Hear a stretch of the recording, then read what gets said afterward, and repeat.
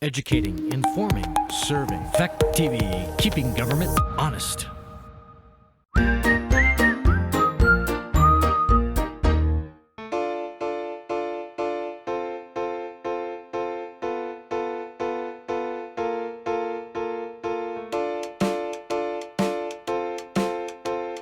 Good evening and welcome to the Bellows Village Trustees regular meeting. It's Tuesday, January 11th, 2022. Happy New Year, and just after 6 o'clock. Our location is down in the Town Hall Lower Theater for those who wish to come in person and ask questions. Otherwise, thank you for being on Zoom. I'd like to call the meeting to order. And although I'm not sure if all of us have had an opportunity to read the minutes, but we have the opportunity to approve the minutes of Tuesday, December 14th, 2021. You can also put them off if everyone hasn't had a chance to review the minutes. No, I read them online. I'll move approval. Seconded. Okay, we have a movement and second on the minutes. All those in favor, please signify by saying aye. Aye. Yeah, it feels weird not to have a microphone in my face. But these are much more effective. Additions to the agenda for routine administrative matters and or pressing matters that will require ratification at a future meeting. No, nothing. Okay, anyone else? No? Public comments, is there any public? I don't see any public. I don't see anybody jumping. Then we move on to the manager's report. Thank you. So just a couple of details for folks. First of all, this Friday, the fire department is going to host another vaccination clinic. I think this will be the third one they posted. It's going to run from 3:30 to 5:30, and they do that in conjunction with Rescue Inc. So check out their Facebook page for any additional details. I think in terms of which of the vaccinations they'll be offering and if there's any other changes or any other updates to that as well. So Do we know if people can get boosters there if they're interested? it just depends on what they can get access to. So that's why I was, hesitant to say, like for the younger kids vaccine doses or they really need to, it just depends on what they can get their hands on. Okay, Their post says that Pfizer boosters available for those 12 and up, Okay, provided that it's been at least 5 months. so. Okay. So that'll be happening on Friday. Obviously, we're into the real cold weather in the winter. So hopefully people are mindful. We've been trying to keep up with the snow and ice, but as everybody's aware, when it freezes and thaws, there's a lot of times there's ice that forms, on sidewalks or out in the streets or where have you, and people just need to be aware. Please call us if there's places we need to come back and salt. That sometimes we get a little bit of criticism because some people feel that sometimes we apply too much salt in the sidewalk and the streets, but this time of year, unfortunately, we don't have a lot of choice. We sort of have to play it by ear. So it is one of those times where, there's going to be a lot of this back and forth, and we'll do the best we can, but certainly for everybody, please, keep an eye out and make sure that, if there is an IC area or a spot, please give us a call. We'll make sure we get out there with the truck and take care of it as soon as possible. okay, thank you. Our first item on the agenda is the rental housing ordinance review. Everyone's had in a packet. Have you had a chance to review it again? All right. The reason for it being on here is that we had talked about our last meeting of moving it forward. Our passing it is to pass it to hearings. So then we would get to the public phase. Despite the fact that if any of you saw the email I sent, which is on S210, which is the state talking about how they want to handle rental housing, but I don't know how long that's going to sit in the Senate and get passed before it gets passed out. It could be all the legislative term. And in the meantime, we could move the process forward as we need to. And that was the point of having it on there. I saw S10 today after VLCT meeting on Monday.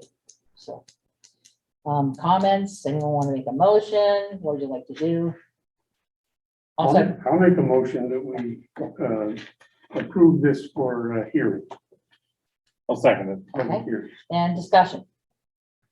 I just want to say, you will see that the kitchen issue has been resolved. Yeah.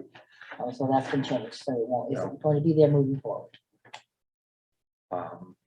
I read it and so there'll be a hearing, Yes, we moving to public hearing. so should I save my comments for that? You can do them now too. I mean, we're just moving forward, it'll be in the list of things we'll have to look at, whether if this has to go back to committee before coming back out again. Do you for know if final there's say. gonna, do you know if there will be a provision for redundancy if S210 does move forward? There's nothing listed in this, but anything that the state supersedes us with, we would have to simply, Right, we've Make been ours working move. with the state, Jeff, for a period of time on this memorandum of agreement, which is directly related to this draft ordinance. And the state's been very slow in responding, and I think they have been because they've been holding off on this reintroduction of their legislation for statewide. And again, Deb looked at it briefly, I looked at it briefly. It seems like part of the reason why they were slow walking it is there are some additional bodies and FTEs that they've asked for in this new legislation. So my guess is they want to see if they can beef up the state staffing and try to take over the whole process statewide with that additional manpower. If it fails, and I think they'll come back and they'll execute our MOA and we won't have any redundancy. We'll be the agency that'll be doing the actual work. there are things in S210 that are not included in ours. They cover things like mobile home park rentals. Rental of, if you're like subsidizing or when you need subletting your mobile home. Also, it looks like B&Bs may be included in theirs, something that we're not looking at this point in ours. So There's there's a separate fee schedule in there as a well. separate fee schedule. There are fines, a larger, also all documents on any housing violations would be considered public documents, which means they would be available to anyone to read, which is different than something we posted. So it's further, it's deeper, and I didn't even finish the rest of it because it was 26 pages. I didn't get complete. I didn't get through all of it either. Yeah. But those are the highlights that I saw. I guess the positive thing that's come out of your efforts here is that we have been able to get the state to commit inspectors in our town, specifically looking at properties that we're trying to work on with complaints or areas that we've had historic problems with. And so we've been able to coordinate the state inspector every week to 10 days to come down and at least spend, half a day, which is at least 3 or 4 inspections on some of these problem places, which has been very helpful. So, and they're going to continue to do that. So even though our legislation is taking some time and the state's going to take some time, it has spurred some activity that I think is beneficial. And so I think that in and of itself has been a positive move forward. We've been able to get into some places and start some rectifying some problems on some of these properties that have been really kind of a problem. So that is a positive going forward. Further conversation on this motion? Yeah, okay. Everyone having the motion in mind, moving this to hearings, although in favor, please signify by saying aye. Aye. All right, then that's the next process. The next step is setting that up. All right. Second item on the agenda is the sludge dryer organics contract. Thank you. So as a little update before we get into the specifics of the deal or the agreement we proposed in our RMI agreement, we did get our final approvals from the state of Vermont for biosolids for Vermont. So now we have the ability to take our material in-state as well as to New Hampshire. So we have 2 approvals. So that was good news. We just got that notification on Monday. So we're permitted, which is great. So that was a very positive, as we talked last time, we were still in that 30-day environmental review and notice process. And so we are now fully permitted in both states for disposal. I know that at least a couple of us had some specific questions about how much the RMI contract is actually going to cost us on an annual basis. At least an approximation, knowing that some of the things may not become necessary. I think there's a couple things that when you look at on the contract itself, one of the concerns that we had was the amount of testing that we have to do. That's going to be a continuing issue for us because again, as a condition of our compliance, there are some testing requirements. So I think one of the things that as we go forward, we're going to have to maintain, obviously, is our, we want to continue to maintain those approvals. So we're going to have to maintain a pretty aggressive testing schedule and compliance schedule, which is a big part of this. I think the offsetting costs, which we're pleased with, is they also now will replace Casella in terms of any disposal, wet or dry.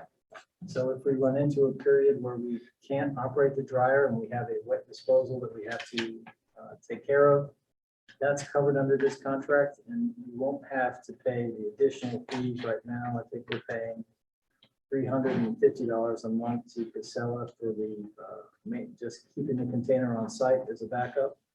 And then when they haul, we have to pay additional money for each time that we haul that material as well. So that would produce some immediate savings, plus I think some longer term savings that we were all appreciative of with the new dry product. So that's going to be an offset to some of this contract cost as well. We do have, according to this, $6,000 a year. Right. At the minimum. Yes. That's what it is, unless we don't have to add on for additional hire. Does that cover testing? Covers the testing. Testing. So, and again, I'm happy with so far, both of our permitting organizations have been fairly reasonable with our ongoing testing requirements. So I don't see that as a big burden. I don't think they're going to come back and make us do any type of addition. So I think those numbers are pretty solid. Where do we stand with regards to the storage of the Class A byproduct? So right now we do have, we are still putting it in the bags, and then we put the bags out under cover, and then there are farmers and various people who have been coming to do the pickup. I just gave you some brief sketches on some options to look at for a longer term solution where we could build a kind of a dry storage system, and then that would also then be able to load into people's trucks, and then they can haul the material directly out of our facility, kind of like we do with our septage when we give them the access to, come after hours and deliver septage, and then, they're billed obviously for the amount of materials that they leave behind. So we're developing that with the goal of having that submitted through the state ARPA funding, because we think it makes a lot of sense. It seems to meet some of those requirements. I was holding off on trying to commit any of our particular ARPA funds until we could at least get through the state process and see if that one would be eligible. We have some preliminary costs, and we're working on with the engineer to do a submittal on that. So I'm hoping to have that information at least up to date, so that when we get into the budget discussions later on in the early spring, I'll have something that we can hone in on for that. Earlier, Jiggs and I had a brief conversation. He was concerned about what are our potential areas of concern if we go forward with our arrangement with RMI, and just looking at the operations in general. And I think there are two things that we're still somewhat concerned about. I think one of them is we have to get that building flood proofed, and it is again part of our schedule of capital. That's also part of that storage and disposal long-term processing. We have to really install some floodgates around the doors and thresholds, and make sure that if we do have another flooding event, which we've had fairly recently, that it doesn't get in there and wipe out all the electrical and all of this equipment, which would put us out of commission for a substantial period of time. So that's a real concern short term until we can get that thing flood proofed, get that building flood proofed. And I think again, those are ARPA eligible from a statewide funding, and we're going to try to submit for those as well as part of the ARPA process. I think our other concern about vulnerability is we still don't have a complete domestic source for every part that we're trying to stockpile. So we have blowers and we have other electrical equipment that we can source domestically, but we're looking at some of the belts and some of the other mechanical pieces that we think we have domestic options for, We have not been able to get specific contract or specific suppliers identified yet, so that we can have that directly available if we had a major problem of some sort. So we have spare parts. We feel pretty comfortable that even if we had some kind of mechanical failure or other failure, we could bring ourselves back up into operation quickly.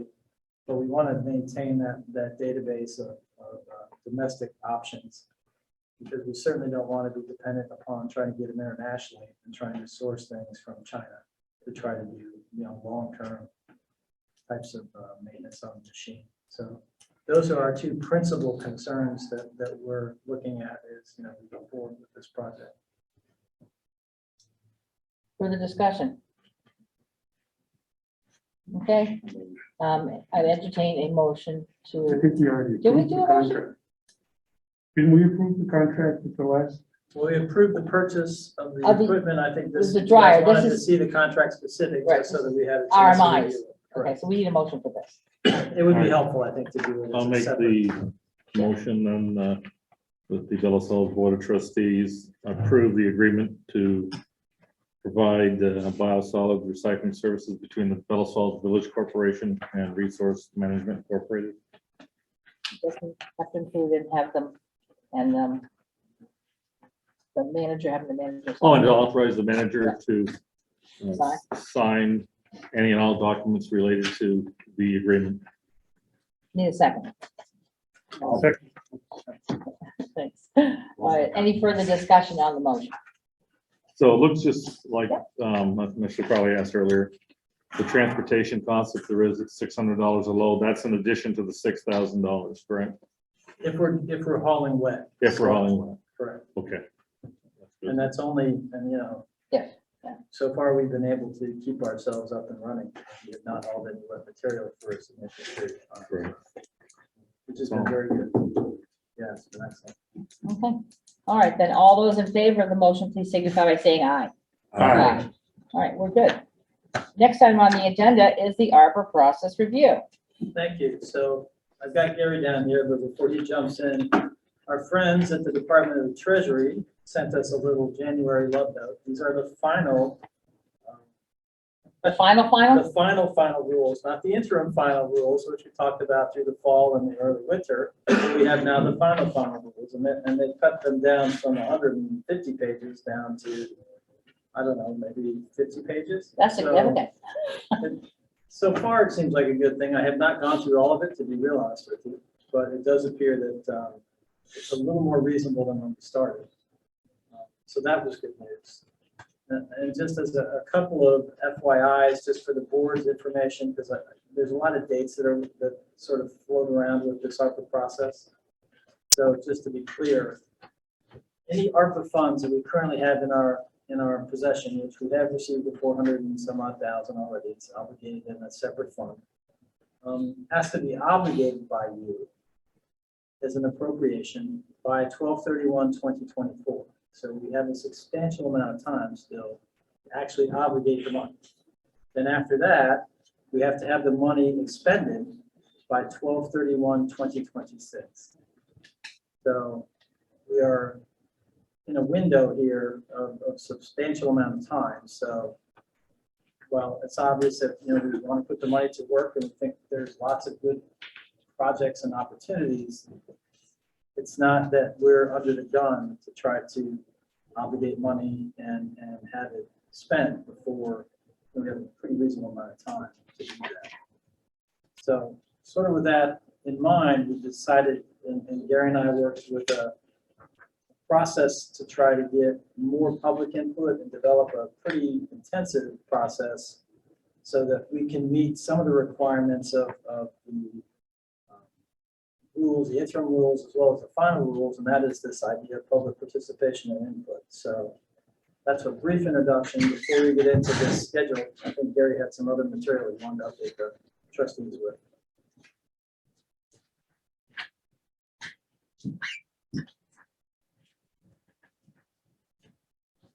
So not quite as dense as my usual handouts. This is the state's, the the state has assigned the Vermont League of Cities and Towns to guide the ARPA process. And this is kind of their, the overarching principles they're looking to go by. So while it's, you folks are the ones that actually decide what to do with the money and assign it, they're really looking for a robust public process to be part of good governance, leveraging ARPA aid, and investing in best uses for long-term recovery. So at any rate, that's why we're going after this this process that's in the handout. And so the organizations listed on that first line, that's just kind of a guideline. That's not comprehensive, just gives you an idea of the outreach. But in the schedule, the first public engagement session would be on March 16th. And we would be having outreach to all of the organizations before that, so they have time to work with their members and discuss ARPA, the types of goals that the legislation, what the funds are intended for. And so identify projects in their purview that they feel like meet, so that to provide input to you folks, to the boards. And at this public session, all of those projects will be presented to the group, kind of like a charrette, but more project oriented as opposed to design oriented. And also an opportunity for individuals at the meeting to present projects as well. And look for synergies, talk about the projects and how they meet the items in the conceptual framework or not. Just help everyone have a better understanding of projects and how they interface with ARPA. And then the output of that meeting will be organized into a report back. And that will be, that report back will be presented at your joint meeting on March 29th. Up to you folks. Just a short presentation, understand what that initial public input was. And then there's, during that time, staff is also going through the projects and rating them against the different eligibilities. And of course, Bellows Falls has a much greater level of eligibility than Sackville River or Rockingham. So, so with the consultants, we'll be sorting all of that out for the second public engagement process. With the full scope of projects, presenting them to the community, and having some type of a prioritization exercise. And a couple of things that this does, it provides you folks with a sense of all of the project ideas that the organizations who do volunteer work in the community, community work or economic work, all of the ideas that they have for projects that they're looking in their futures for, the next decade. And it also, well, a lot of the projects, may not be, you may not have an interest in using ARPA funds for them. It's helpful for you to know what's, for all of us to know what's out there in the community, what the intentions are, what people want to do for projects, and what kind of synergies we can have in the work that we do. So that's kind of the basic, the outline and the goals of what we're looking to do by structuring this public process. So that second public engagement process would be April 13th. And then the results of that will be put together in a final report that, that comes to the boards by May 24th, so that you have them to, to look at and digest before the joint board meeting on May 31st, where it would be an agenda item. And truly, what we're trying to get from this process is not to give you a, it's not a required list as much as it's a, I think it's a wish list from a wide variety of places. And a prioritization of that so that the board has a chance to engage as many voices as they want before they get into the specific priorities that the board might have that might be very different from what the public process identifies, but it doesn't obligate you to those. It certainly, it helps us meet the compliance requirements of the money and how we spend it.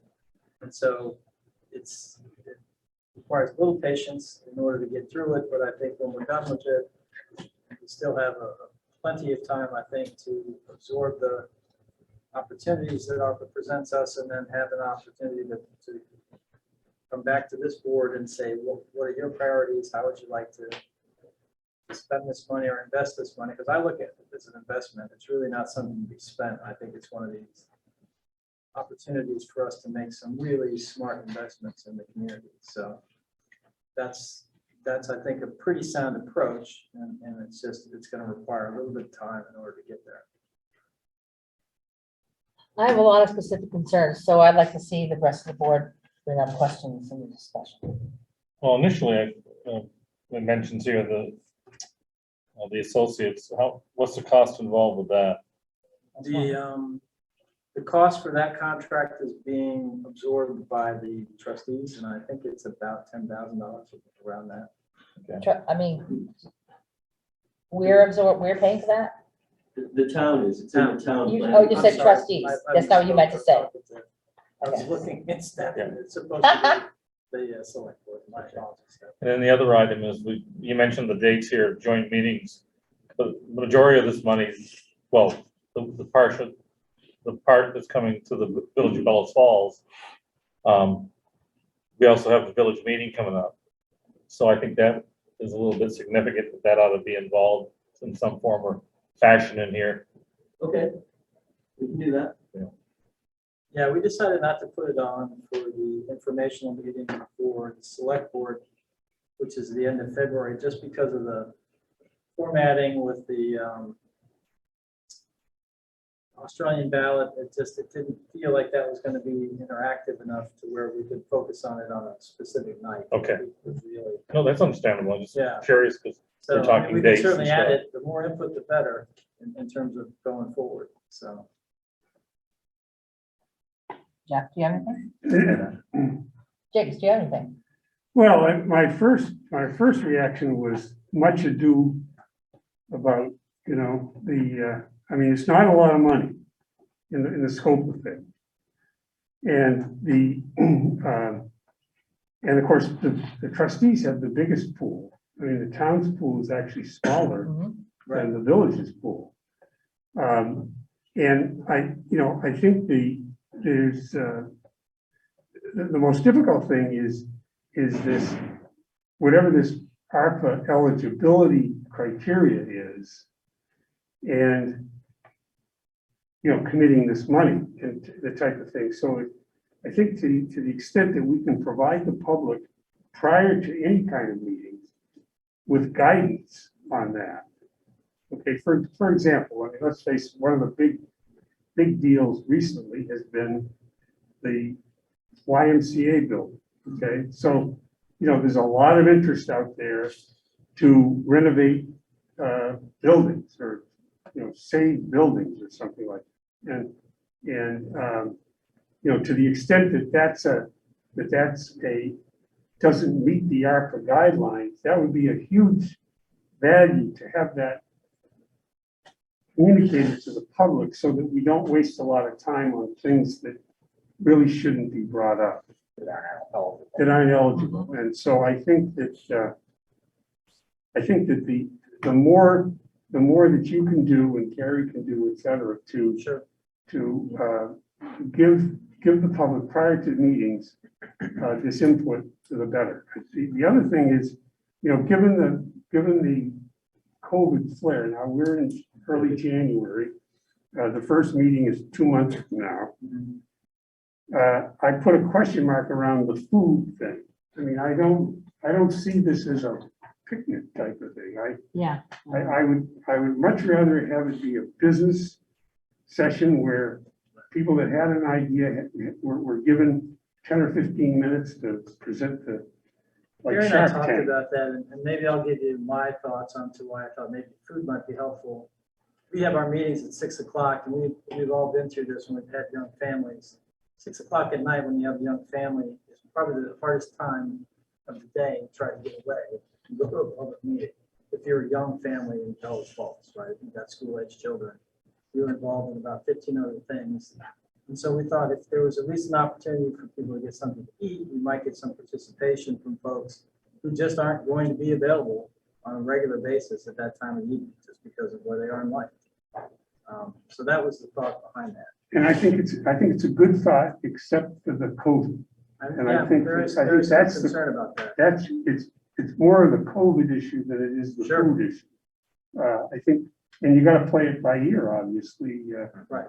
as we get further along. But Maybe we're being optimistic, thinking we'll be done. Did you have something else? Well, yeah, I think it's a great idea, the food part. There are ways to deal with that with COVID.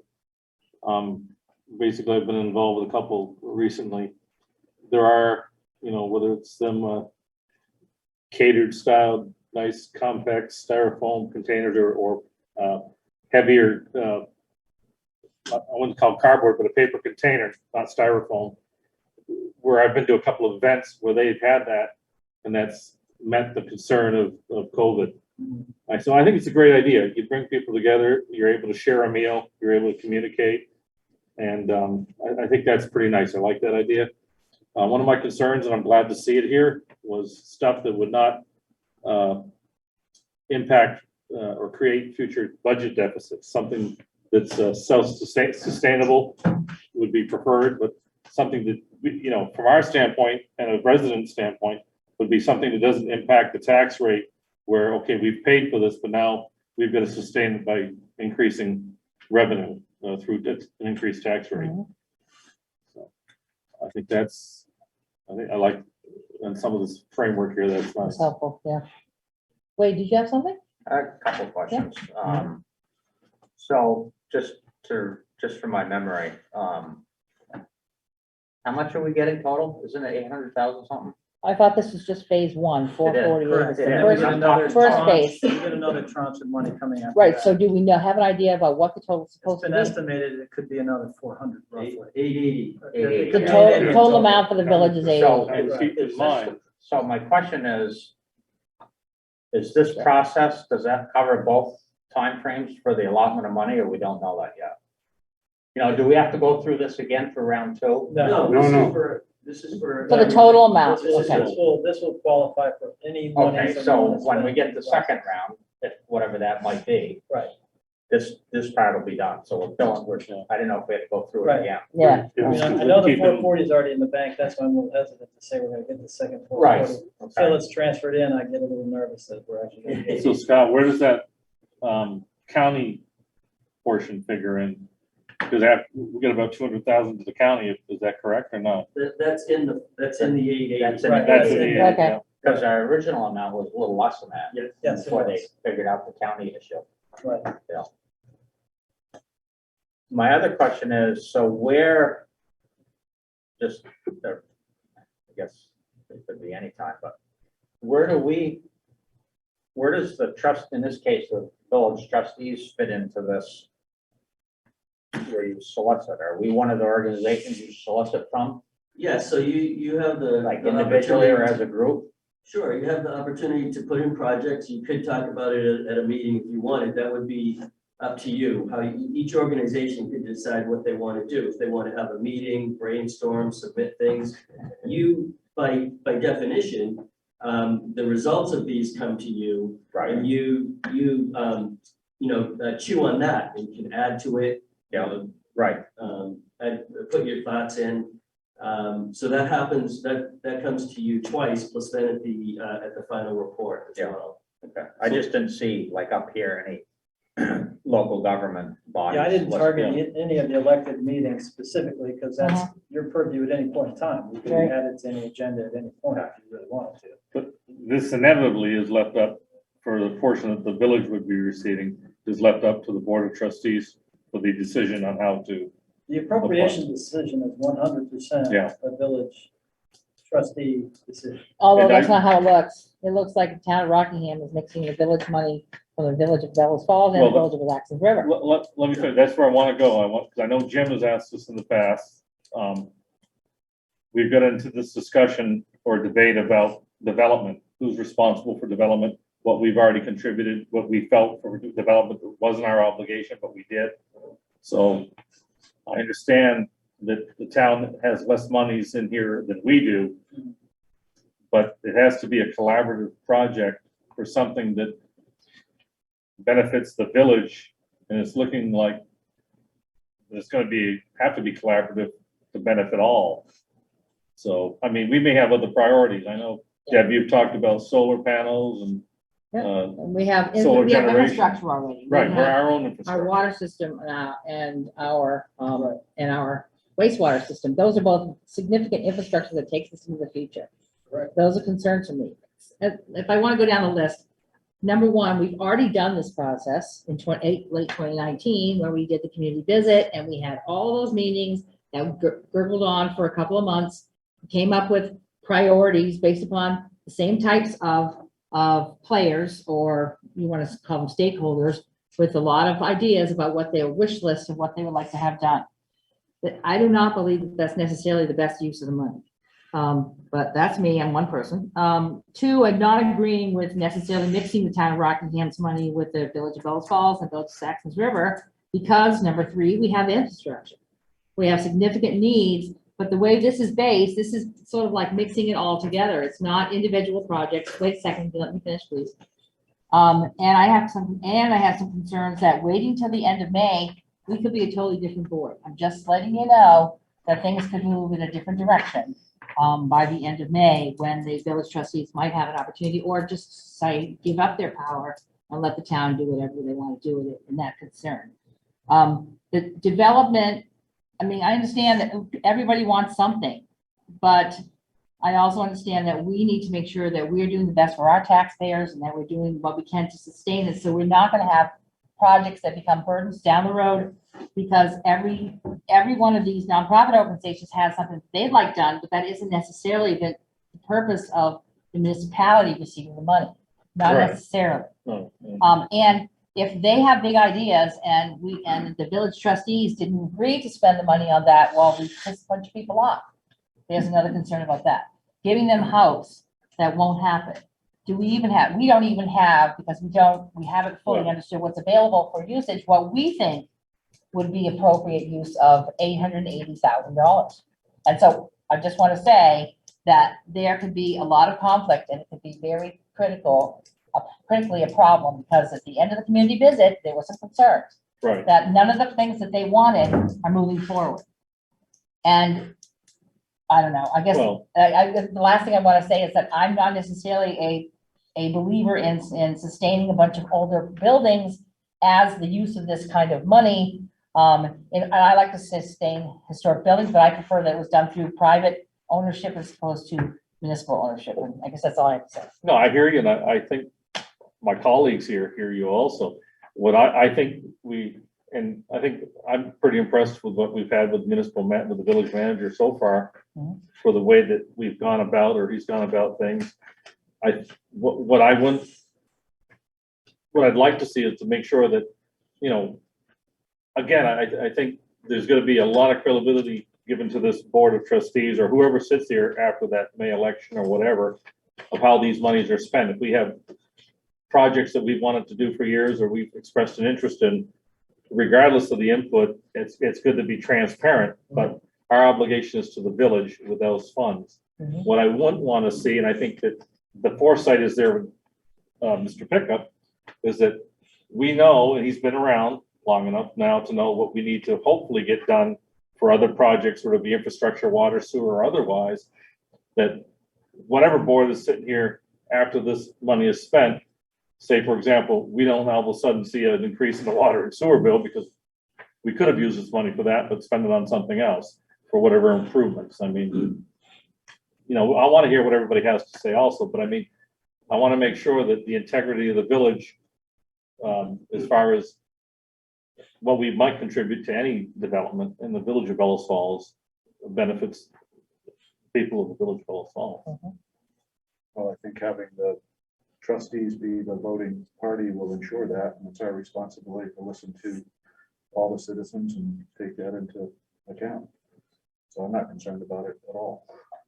Well, I do have that concern, because when you get down to projects and the town's priorities become different than ours, and they don't have enough money to cover it. That is a concern. Let me also say, as a school district director, they're not asking anybody's permission in the community to spend millions of dollars, which they have somewhere in the vicinity of $20 million to spend in our school district, and they haven't had any public hearings. They're also not, we haven't been quite totally transparent about all the money that's being spent in the school district on the ESSER funds, which is the same thing with a different name for the school district. I don't want to pick on you, and I don't want to say anything bad, but from what I read a little bit in the paper, looks like there's a lot of people jumping ship. Well, they are, and there was a good reason, and I wish they'd left sooner. Gary? Yeah, so, all really, really good points, and, we hear them clearly. And I did not do a good job of clarifying those pieces of the process in an attempt to be short or concise, but the process of working with the consultants, like there's a step in there where you see it says project organization call. So that team, which is some staff, like Scott, myself, and a trustee, a select board member, and possibly a member from one or two of the organizations, goes through all of the projects with the consultants and rates them for, the most important premise is no one's suggesting that the funds are mixed together. They're totally three separate pots of funds, three separate decisions, three separate projects. If in the process, you decide to do a project jointly with someone, that's a separate issue. They're not going to be presented that way. So each project will be broken out by the team with the consultants. This one is in Bellows Falls. It is eligible for a Bellows Falls project if the trustees want it. This is in Saxons River. It wouldn't even be considered under the Bellows Falls projects. This one is rural Rockingham.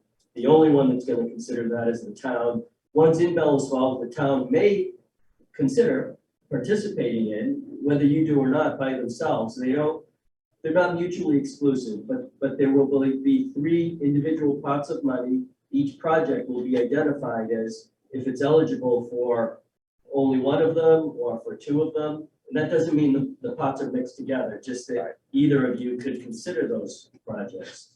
So that's a really important distinction that I didn't put out there, was the piece in the process where we do break them out by funds, and where you have the input as part of the organization team. And Scott and I, when we were talking about that, that was really important to us. And I guess we it's 2 months away, so we haven't done that part. But Scott asking one of you and one of his select board members to be on the project team is part of the process. There's a lot of little details along the way that's why it's not starting until March to get that stuff sorted. The piece that Jeb was describing about, or I'm sorry, Jiggs was describing about making sure people know what the ARPA guidelines are. We want to, there's this nice 40-page summary, but it is a summary, and the full rules thing is like 450 pages. We want to make sure we do a good job of boiling them down and understanding them, and relaying the details to the public clearly. So that piece will happen before the sessions. And there was another really good point that so not setting up the boards to be burned. I mean, all the work that I see Scott do in the community, he so supports you guys and keeps the worst thing in the press used to be like all the bad press that would come out about how internal workings are. And things have been so good this past year about positive press, how you guys work together. And so, one of you folks said this earlier, but so, he has the skill. You're not gonna be set up to be burned by the community. So, it is good for me to hear. I don't always think about those things. And so setting expectations, we'll make sure we double down on the expectations we set with as we're having the sessions. I mean, I hear Debbie, I hear it clearly.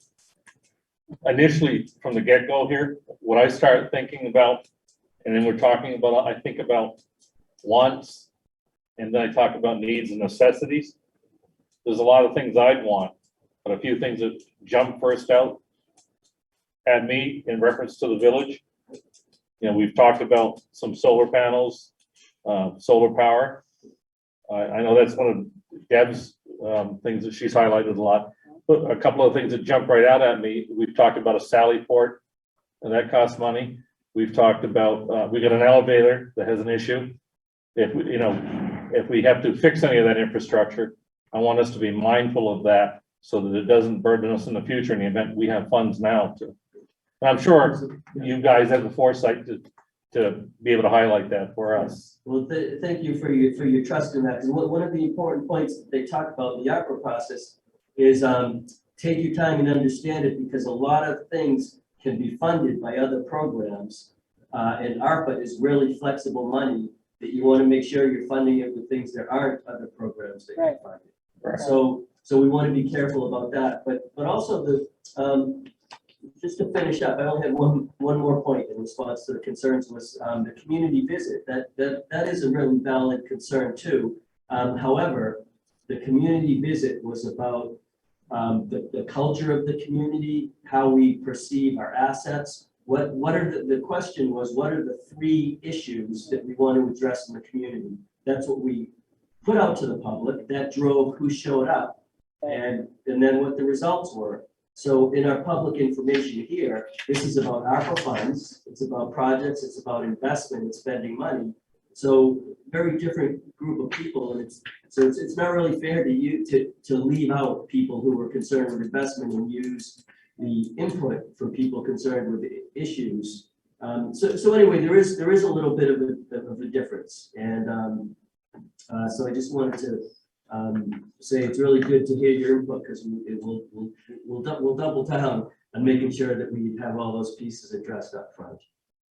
I do want to say that I think the Zoom aspect is probably going to be needed and applied to other pieces of this public process, because with the people's concerns over COVID and Omicron and so on and so forth, it might drive some people to stay home, even though they would prefer to be available, unless we make sure that's a piece. I don't think, just in general, I don't think that any meeting should occur in the 21st century now without a hybrid component, because it's so necessary in order to get the greater input from the community. It makes it easier for them, for families that are home feeding their kids can still participate in the meeting by coming in on Zoom or by watching Fact TV, but they can't respond. If they wanted to speak, they still need to be on the hybrid meeting. I think that's really important that we keep including that, and not just in the mid meeting you have in the process here, that it has to be a component of the rest of it, in order to make sure that, and yeah, they may not be able to eat anything, even though I'm not necessarily, I am concerned that having meals also makes the time larger too. Yeah, people are eating, they aren't just going to be talking, so you've got a longer period of time for meetings to drill down to the things that need to get done. My other thing I just want to bring up as we're going into this is that the House has a bill, it's 518, which finally maybe someone will finally listen and say, municipal buildings need to get off fossil fuels. And they have a date by which they want us to get off fossil fuels. It's H518 in the House. It's to allow for monies to do energy audits of municipal buildings to get us off, I think by, I don't know if it's 2030, maybe, I can't remember the exact year. But it does state in the bill that they want us off of fossil fuels. And again, like I've said for many years, the tone at the top will make a difference to the public. If you want more people to get off of fossil fuels, you have to show them you can do this. And we have lots of opportunity to do it, we just never put any money into it. And I probably shouldn't say anything, but I'm going to. Oh, let's not get into this. There's a lot of things with Come on, fossil this is- fuels. I just had a friend who's talking about getting a Harley that's electric, 125 cruising miles. You know, when I rode or did stuff with a snowmobile or whatever, Electric. I did a couple of 125 miles in a couple of hours, or, and look at the interstate, be a devil's advocate. Okay, Don't work for it does work for everything. I'm just saying it's Moving movement along. forward. Okay, moving along. all right. So is there any further discussion Just on one the? other comment on this.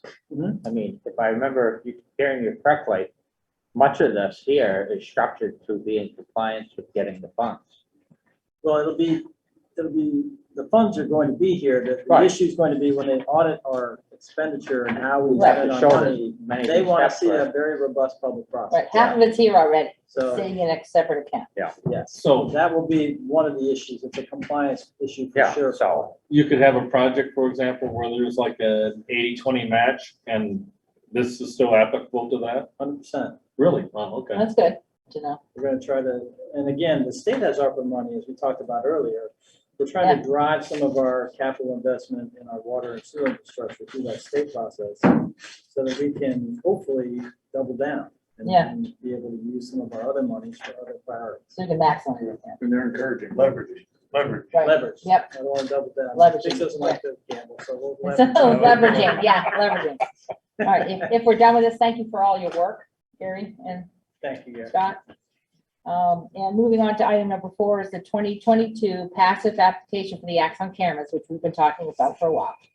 So first of all, thank you to Wade for just he was very timely in his inquiry about the project and the process. And so we are now at the point of the new project year.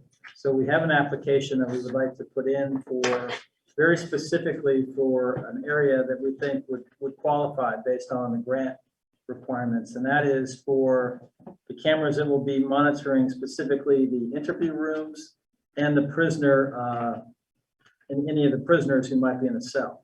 And obviously what the VLCT passive is looking for are ways to reduce liability. So most of your claims for any types of abuse or use of force or other types of complaints, these having a video system there and the ability to maintain that will, I think, give us greater confidence that going forward, we don't have any concerns or complaints or problems with that. So I think it's well within the guidelines of the grant. And I think it's something that we'd like to move forward and see if we're eligible. So is there any match?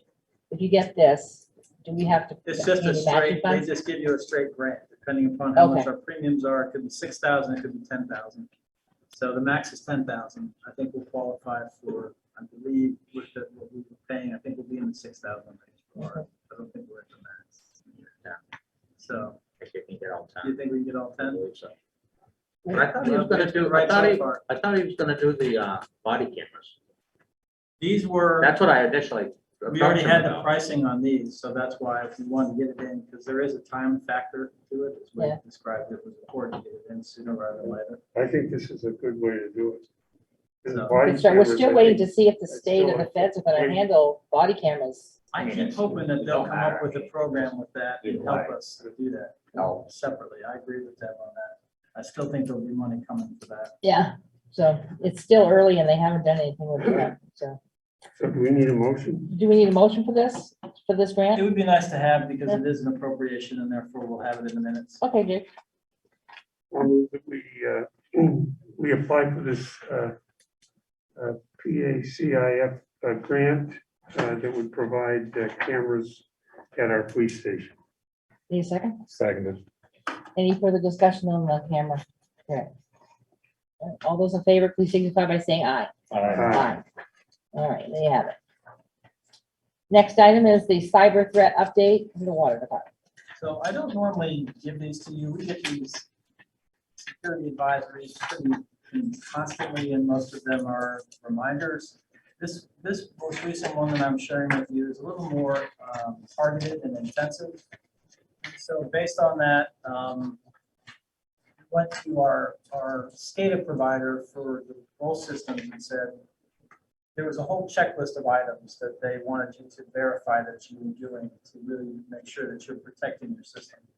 So I went to both of our SCADA providers and said, we need to go through this checklist and make sure, that we can work on this so that we're as protected as we can be. And the water system came back and there were some concerns. We do have some older PCs out in the water plant. They are Windows 7, so they don't have all the protections as a Windows 10. They needed some other updates to go with trying to get rid of internet access and phishing and some of the other types of ways that they were very specific about in this threat. So I asked they are going to do some updates out there. They're going to have to update some of the equipment as well as some of the programming. So you'll see a little bit of expenditure out there in the water fund in order to accommodate that. So that's why I wanted to bring this specifically to your attention to make sure that when we get that as a follow-up, you'll understand what the real concern was. When we're done with that upgrade, we'll be 100% compliant with everything that came through on this advisory. So I felt good about that. And so ultimately, I think it was money that we needed to spend. This was sort of because of the intensity of this specific threat, it sort of pushed up our investment to make sure that we are as compliant as we can be. That's good. How soon will this be done? They've started the work. They have- So, yeah, I wanted to start with the specifics on it, so it's already started. I'll report to you when it's complete. Because it didn't occur to me that you had some independent computers at the water system, but I should have realized. I mean, I know we've had some cyber issues once or twice over the last several years in the town hall, but it didn't occur to me, Yeah, this one- how it's being done out there in the water department. We get lots of these alerts, and most of them are pretty set standard. This one was a little more intensive, so I wanted to make sure that we took it more So we're seriously. gonna be replacing those older computers? So those will be gone. Okay, the next item on the agenda is the financial. Questions? Or do you have any lead off on any of that stuff before we get into it? I think the one thing I wanted to point out to the board, because we've been talking about this, in the, two things are gonna happen. We're going to get a posting of money that came out of a prior capital project, and I think I talked about it at the town meeting, and I don't remember if I had mentioned it at the previous village meeting, so I wanted to bring it up tonight. The auditors have a series of journal entries that they need to approve. Because in a prior capital project, we did receive some monies, and what it ended up happening was, in a prior budget year, the finance director at that time had applied the money. It should have gone to the village water account and applied it to the town equipment account. yeah. So that money has to be obviously put in its rightful place, and so it will, and it will change the overall health of the water fund, which it didn't particularly need, but it's the appropriate thing to do, so. Is it a significant amount of It dollars? was over 200,000. Yeah, that's a lot of money. So we will see that, and hopefully by the end of this month, it will be approved, so I can put it in, so you'll see it in our next budget status report. And then the other thing I just wanted to point out to you is on our septage for the year. We are already at 100% of our budget, and we have yet to even begin to get into the spring season where we're the busiest, and so No. I think we're feeling fairly good that, as we talked about, trying to keep our rates down and potentially look at investments using ARPA and other funds. I think we're moving in the right direction as far as that goes with those two funds. So you'll see some substantial changes, hopefully in both, by the time we get together again in February. Okay, moving on. Other I've questions? got a few Sure. here that, and these, just kind of jot them down, that starting with the general fund. Yep. On the revenue side, we're running it at about we're half of the year is up, and we're about 30% of the revenue from the police department. Yeah, Okay. And my question is, you know, what should we expect by year end? I mean, what's between you and the chief, what is your expectation? It's not to, Well, my expectation is that we're going to, in case of revenue, unless there's an extraordinary circumstance, we're gonna meet our revenue target. So we'll work on the specific areas that we're short, and I'll get back to you with some hopefully specific ideas as to how we can attain that. yeah, I think we over speculate in that. yeah. Yeah. I mean, Sometimes we do, but I think there's still, like I said, I think there's still an opportunity, so I'll follow up. If I may, just want to interject, what about the health officer reimbursement? When do we see that? That was my next question. Oh, sorry, I had that, too, same question. yeah. Yeah, I have not, haven't That seen any yet. usually happens right at the mid-year, right? You know, like. So right around December, now? Right around now, Yeah. right yeah, I around. don't know exactly. How that changes, I think maybe it's just simply by the finance director. Right, It's just It's just a- somebody has to make an entry. Right, yeah, Yeah. internal entry. I think it's just a journal entry, so Yep. I'll follow up on that as well. I don't think it's being held up, because there was a whole host of entries that were sitting in front of the auditors. I don't believe that was one of them, but I'll double check. Uh,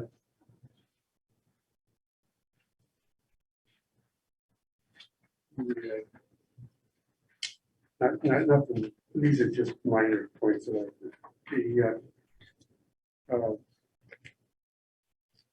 fire department, this is on page 4 of 7. The halfway down the list, which is the salary, you know, the financial chief salary, call salary, et cetera, we're at 60% of the budget through 6 months. So that's a bit of a eye opener.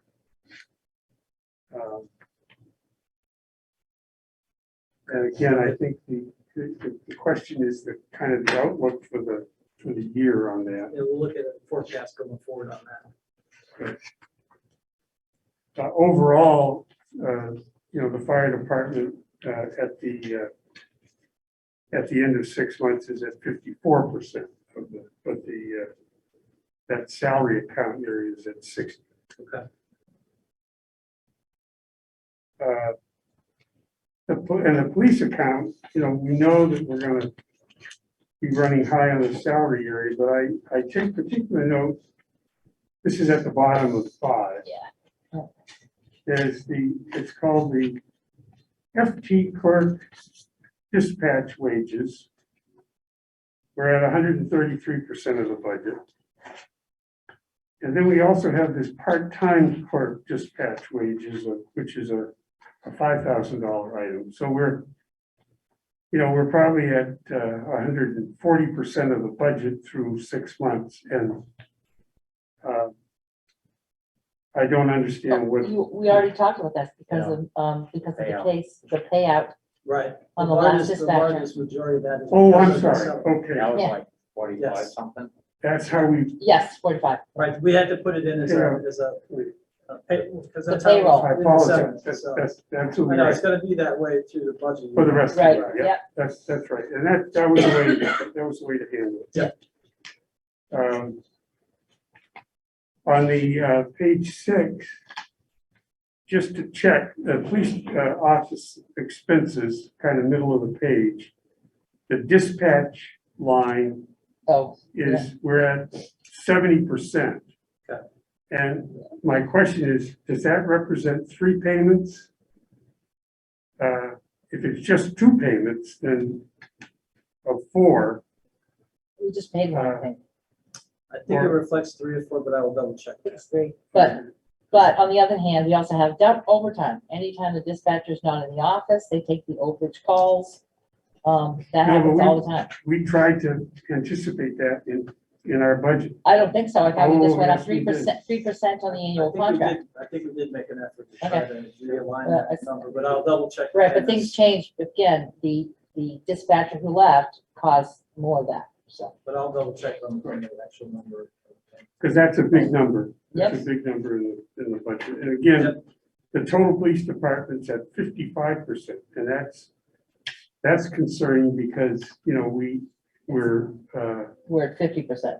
yeah, we're at 50% of the year, and, you know, we're getting where we don't have full-time people, or at least on the budget, the benefits line is at 43%. So, you know, being at 55% with our staffing is, again, is a concern for the year. As I said, you know, when you look at the bottom line, the total expenditures were at 55%. And for 6 months. So hopefully, you know, between the police chief and the fire chief, you know, that's where the management has to come in here in terms of these lines. On the water fund, again, I'm curious as to why on the first page, the Northwest Minister line continues to be zero. I'm sure like the rest of us, they're consuming water. We've gotten our bills, we're paying our bills, so it's hard to understand why. I thought we got a payment. Yeah. Well, they paid the prior year, but they've been billed again. Oh, okay, that's the problem. It's And the prior year. Don't confuse that with the sewer fund. Right, I We know. got payment on the sewer fund. Right. This is the water fund. I'll follow up on that, right. So that was.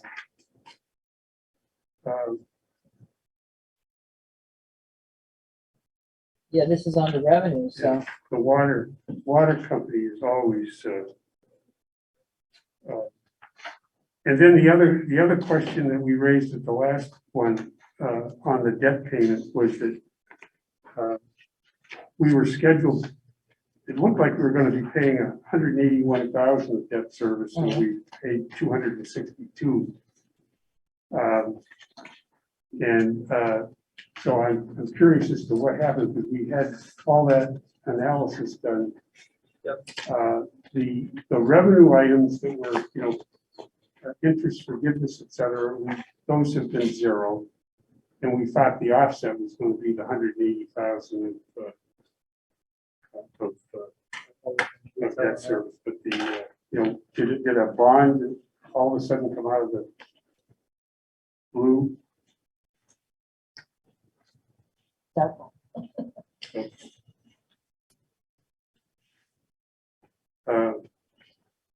The sewer fund, you know, like you said, the septic is running ahead of schedule, and I guess you said it's technically at 100%.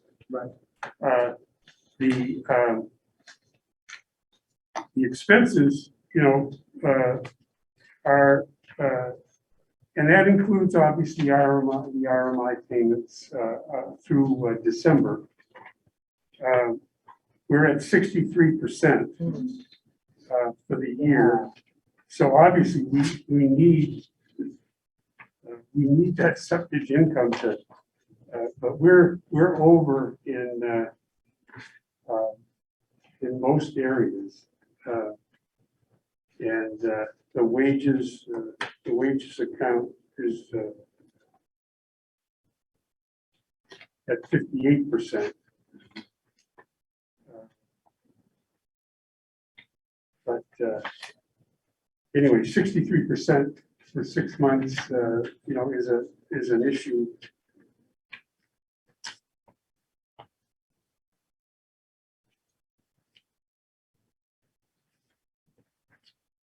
I think you're concerned with the police department. If we have received 3 payments for dispatch and we received 45 for settlement, that's 70 grand, which is 10% or 5% of the budget. Yeah. So we should Right, be- if that's third payment. so we are at 50%. Yeah. I'll double check that, but I think That's true.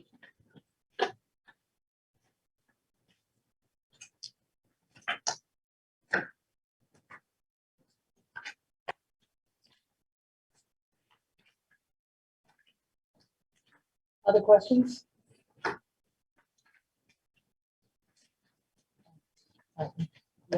not hearing anything else. I had one. Go ahead. I actually had two. I had others, but some of them were just taken care Okay, so what do you got? of. I was just curious, under the general, very first page is the general budget. Yeah. I'm The sorry, revenue? Page 2. Oh, page Under 2. general, under the trustees. Expenses, yeah. Um, Yeah, why? Why we're at 75%?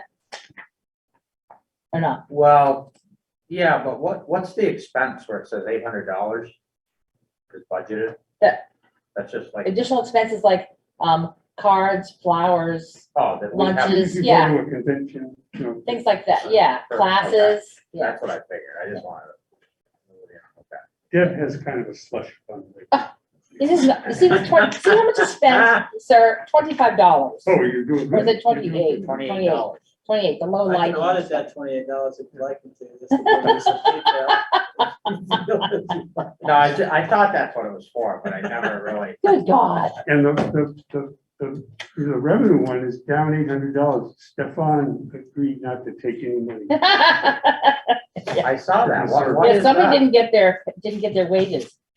So that's why it's 3/4 instead of 1%. Can it all be the same? Well, Well, somebody's got to cash the check. unless someone asks not to have theirs cut yet. So I don't, and I know that's not me because I'm on the next line. You're on the next one. Yeah, My other question was, under the public safety building, police and fire, Where's that? Page page 4. 4, yeah. So we've got repairs and maintenance, 83.72%. Yep. The budgeted 40, and there's 33, in round numbers, 33.5 left, spent. Mhm. I was just curious, is there anything that remains to be done with the remainder of that? I don't Is there know. anything we're sitting on that we haven't done yet? Well, I think part of that reflects some of the repairs that we did after the electrical. We had the HVAC system hit by lightning back in July. And we did receive some reimbursement for that. It was like a $20,000, It's like a $20,000 number Yeah. for that. and we got revenue on the first page of the Correct. insurance. side. Mhm. So it's sort of, when you, it's a It little washes. misleading. Yeah. Yeah, I think that's in there. It's on the revenue side. correct. And But the here's the expense that expense. is showing up in there. So Right. I think that's why you've seen that somewhat out of. And the only other thing that we have to do, Wade, just as, since you brought that up, is there is an issue in the records room in the basement. We've had mold in that Oh, yeah. basement room that we've been working on. I trying had a to- flood there several Yeah. years ago. So In the PD, in the far corner of the basement. So we're working on doing it as a DIY project. We've got some sheet rock, and we're doing some things on our own to try to improve that basement area so that it's not so wet. So you'll see a little bit of expense for that, but that's the only other project right now that we're currently doing. Well, I have, You have anything else? no, Good. All right. so, All right. I have just a couple, and one was, well, that the previous finance director had said she was going to throw the insurance incentive into the health insurance line, and yet we're still booking the expenses in the insurance incentive. It comes out, but it looks awkward on each of the, doesn't matter what department it is, it's the same. Everywhere that has insurance incentive lines, it's got money, expense, it's expense too, but, and our budget is based upon the health insurance line, but, so maybe we'll just have to fix that for next year. The other thing is on the water fund, page 3 of 7, I don't know why we didn't, budget any money for the Burt Lake Mill Street and the Pine Street, projects, since we have money, since we spent money in there. It's not a lot, but we budgeted for every other location except for that one, those two. I And think when we did our budget, we still hadn't finalized and Yeah. accepted it, so I think that's why. Yeah, And then page 4 of 7, the Mill Street sewer lineup is at 181% of the budget. We budgeted 15, we got 27. So I'm not sure why that's that much higher. was there project finish or? Most of that has to do with what Rob comes out and does true up with Walpole, because there is a portion of that that's chargeable to Walpole, so there's a portion. And it doesn't always come into the budget because but I think that's what that offset is that additional that was charged as capital back to Walpole. Okay. And it doesn't go under the Walpole bond stuff. It's a separate. It's because separate. If there's capital that impacts their utilization and usage, then we charge them a portion based on their flows. Okay, And I think that's where that came from specifically. that's all I have. And except we're done with that.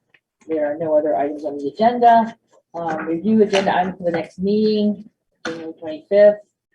I would assume we'll have some kind of schedule of what we want to do for a future hearing for the rental ordinance. Yes. What else would be on there? We're gonna start to develop a schedule so we can start talking about the ordinances and went through the ordinance committee.